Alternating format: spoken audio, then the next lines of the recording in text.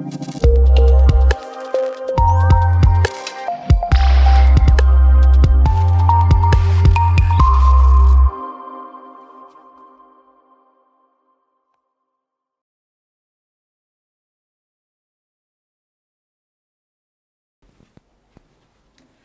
kembali di mata kuliah Studi Dampak Pariwisata pertemuan ke-15 oleh saya Liliana Dewi. Pada pertemuan ke-15 kita akan membahas mengenai pemantauan dan pengelolaan pengunjung.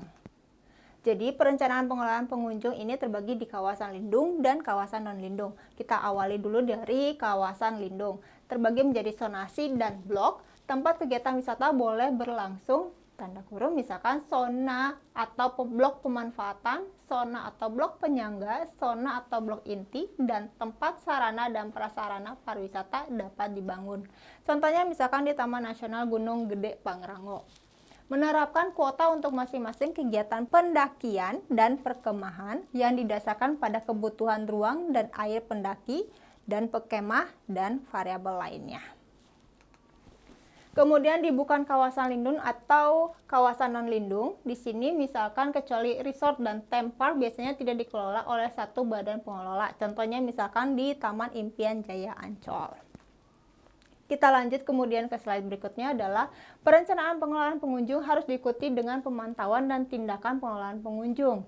Di sini maksudnya adalah untuk pengumpulan, analisis, dan interpretasi data secara sistematis dan terintegrasi ke dalam strategi dan tindakan pengelolaan destinasi. Di sini termasuk mengimplementasikan strategi konservasi dan pelindungan terhadap alam dan budaya, memastikan keselamatan pengunjung, meningkatkan kegembiraan dan kepuasan pengunjung. Di sini maksudnya untuk meningkatkan pengalamannya pengunjung, meningkatkan partisipasi masyarakat dan manfaat ekonomi, serta secara keseluruhan mengurangi dampak negatif pariwisata dan meningkatkan dampak positif pariwisata.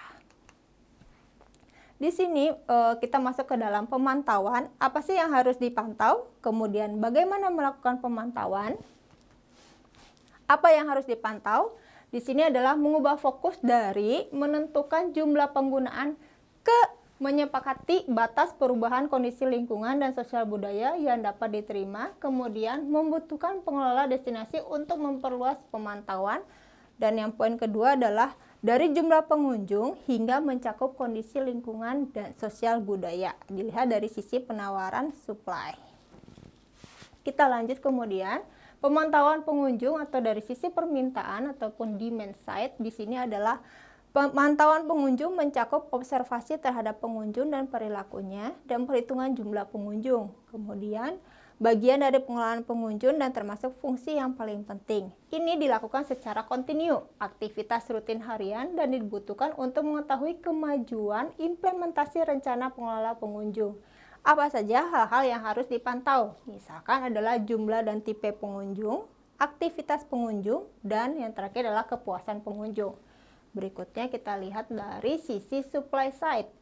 Apa saja yang harus dipantau? Di sini contohnya misalkan dampak operasional pengelolaan dan infrastruktur, dampak lingkungan terhadap pengunjung dan pariwisata, kemudian yang terakhir adalah dampak sosial budaya, di sini termasuk ekonomi. Lalu bagaimana melakukan pemantauan? Ada dua hal yang harus diperhatikan, yaitu pertama adalah metode, teknik dan teknologi pemantauan, kemudian yang kedua harus dilihat dari program pemantauannya. Terdapat banyak metode, teknik, dan teknologi untuk memantau pengunjung dan kondisi destinasi, yaitu counter otomatik atau elektronik, observasi secara manual atau elektronik, foto dan kamera video, smartphone, survei dan wawancara, pengukuran. Terus beberapa teknik pemantauan memerlukan teknik dan keahlian khusus. Kita lanjut kemudian kriteria metode dan teknik yang baik itu termasuk harus yang visible, efektif dan efisien, akurat dan dapat diandalkan, dan pantas.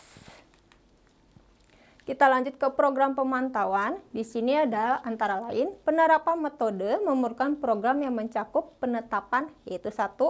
Waktu pemantauan, tempat, pelaku, sumber daya pemantauan. Kita lanjut. Untuk pengelolaan pengunjung diperlukan adanya tanggapan atau tindakan mitigasi. Pendekatan strategi pengelolaan pengunjung di sini antara lain misalkan ada 4. Pengelolaan situs atau tempat wisata dilihat dari penawaran atau supply.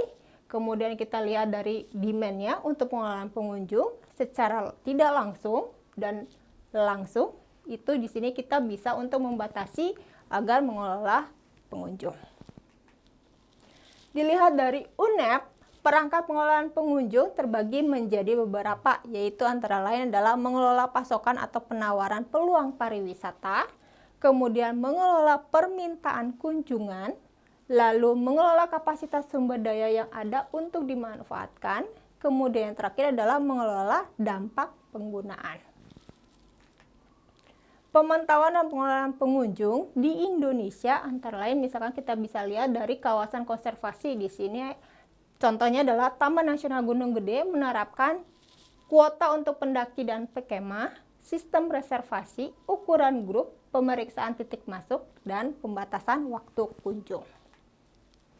Kita masuk ke yang poin kedua, di Taman Nasional Komodo menerapkan jumlah pemandu dalam tur, kemudian besaran kelompok dari wisatawan.